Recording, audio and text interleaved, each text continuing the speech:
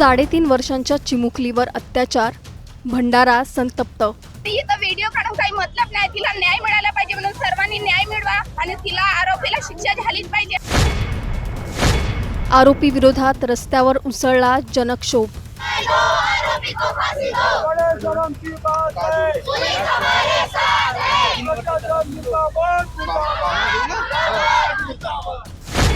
मुली रस्त्यावर, आरोपीला कठोर शिक्षा देण्याची मागणी। जो आरोपी आहे त्याला जितकी होऊ शकते तिथे स्ट्रिक्ट पनिशमेंट मिळाली पाहिजे।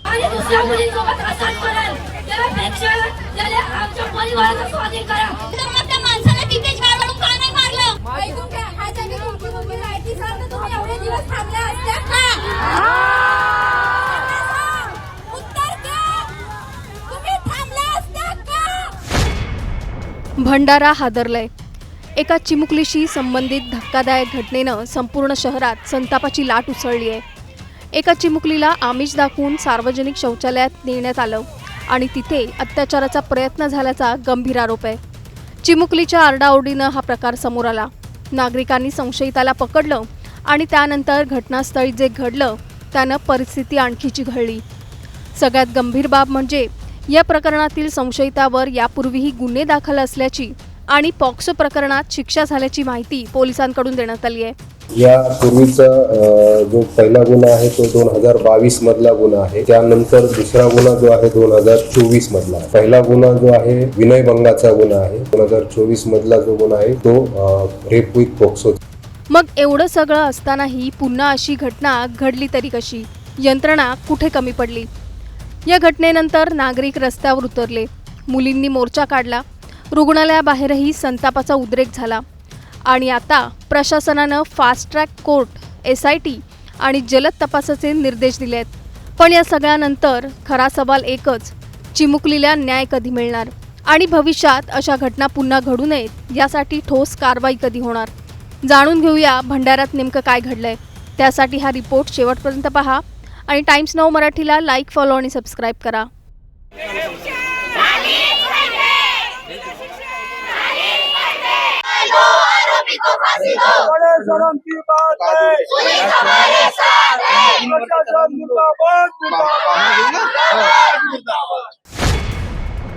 भंडारा शहरातल्या आंबेडकर वॉर्ड परिसरात ही घटना घडल्याची माहिती आहे।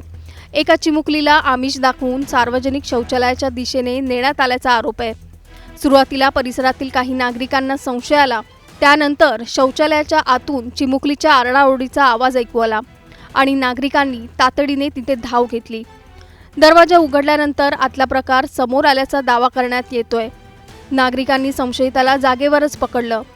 काही वेळातच परिसरात मोठी गर्दी जमली आणि नागरिकांचा संताप अनावर झाला। या संतापातून संशयिताला मारहाण झाल्याची माहिती आहे। जमावाच्या तावडीतून सुटण्याच्या प्रयत्नात संशयिताने स्वतःलाच फरशीच्या तुकड्याने इजा करून घेतल्याचंही सांगण्यात येते। दरम्यान प्रकरण समोर आल्यानंतर संबंधित व्यक्तीने विचित्र वर्तन करत स्वतःला इजा करण्याचा प्रयत्न केल्याची माहिती आहे। त्याला रुग्णालयात दाखल करण्यात आलंय। त्यामुळे त्याच्या या वर्तनामागचं नेमकं कारण काय असा सवाल उपस्थित होतोय। घटनेची माहिती मिळताच पोलीस घटनास्थळी दाखल झाले। परिस्थिती नियंत्रणात आणत पोलिसांनी संशयिताला ताब्यात घेतलं। त्याला उपचारासाठी रुग्णालयात दाखल करण्यात आलं, तर चिमुकलीलाही वैद्यकीय तपासणी आणि उपचारासाठी रुग्णालयात नेण्यात आलं। मात्र संशयितावर रुग्णालयात उपचार सुरू असल्याची माहिती मिळताच नागरिक पुन्हा मोठ्या संख्येने रुग्णालयाबाहेर जमा झाले। वातावरण चांगलंच तापलं। आरोपीवर उपचार करू नका, त्याला आमच्या ताब्यात द्या, अशी आक्रमक मागणी नागरिकांकडून करण्यात आली। परिस्थिती हाताबाहेर जाऊ नये म्हणून रुग्णालय परिसरात पोलिसांचा मोठा बंदोबस्त तैनात करण्यात आला। तब्बल अनेक तास नागरिकांचा रोष कायम होता। पोलीस आणि प्रशासनाच्या हस्तक्षेपानंतर परिस्थिती नियंत्रणात आणण्यात आली। मात्र या घटनेनंतर नागरिकांच्या मनातला संताप कमी झालेला नाही। उलट आता या प्रकरणात जलद गतीने तपास करून कठोर कारवाई करण्याची मागणी जोर धरू लागली आहे।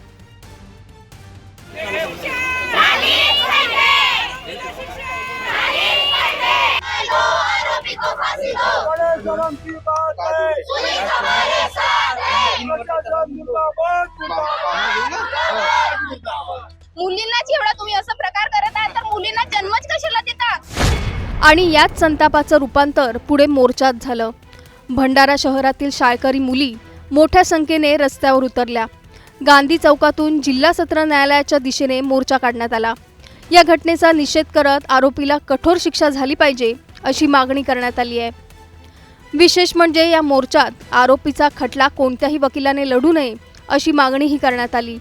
मोठ्या संख्येने महिला आणि मुली आंदोलनात सहभागी झाल्या. त्यामुळे या प्रकरणाचा संताप आता केवळ एका परिसरापुरता मर्यादित राहिलेला नसून तो सार्वजनिक आंदोलनाच्या रूपात समोर आलाय. या प्रकरणात सर्वाधिक गंभीर प्रश्न निर्माण करणारी माहिती म्हणजे संशयितावर यापूर्वीही गुन्हे दाखल असल्याची माहिती आहे. उपलब्ध माहितीनुसार 2022 आणि 2024 मध्ये त्याच्या विरोधात गुन्हे दाखल झालेत. 2024 पॉक्सो प्रकरणात त्याला शिक्षा झाल्याची माहिती पोलिसांकडून देण्यात आली आहे. या पूर्वीचा जो पहिला गुन्हा आहे तो 2022 मधला गुन्हा आहे. त्यानंतर दुसरा गुन्हा जो आहे 2024 मधला आहे. पहिला गुन्हा जो आहे विनयभंगाचा गुन्हा आहे. 2024 मधला जो गुन्हा आहे तो रेप विथ पॉक्सो. आता पुन्हा एका चिमुकलीशी संबंधित गंभीर आरोप समोर आल्याने अनेक प्रश्न निर्माण झाले आहेत. जर एखाद्या व्यक्तीविरोधात यापूर्वी गंभीर गुन्हा दाखल झाला असेल आणि शिक्षा देखील झाली असेल तर त्यानंतर त्याच्यावर लक्ष ठेवण्याची किंवा प्रतिबंधात्मक कारवाई करण्याची काही व्यवस्था होती का? हा प्रश्न आता केवळ पोलिसांसमोर नाही तर संपूर्ण यंत्रणेसमोर उभा राहिला आहे. घटनेचं गांभीर्य लक्षात घेऊन प्रशासनानेही या प्रकरणाची गंभीर दखल घेतली आहे. आरोपी विरोधात पॉक्सोसह गंभीर कलमांखाली गुन्हा दाखल करण्यात आला असून तपास सुरू आहे.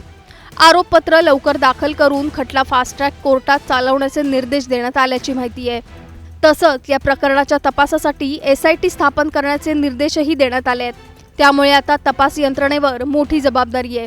कारण नागरिकांचा संताप केवळ आरोपीच्या अटकेपुरता नाही तर वेगवान तपास, ठोस पुरावे आणि दोष सिद्ध झाल्यास कठोर शिक्षा याची मागणी आहे. भंडारात घडलेल्या या घटनेनं अनेक प्रश्न एकाच वेळी उभे केले आहेत. चिमुकलीच्या सुरक्षेची जबाबदारी नेमकी कुणाची?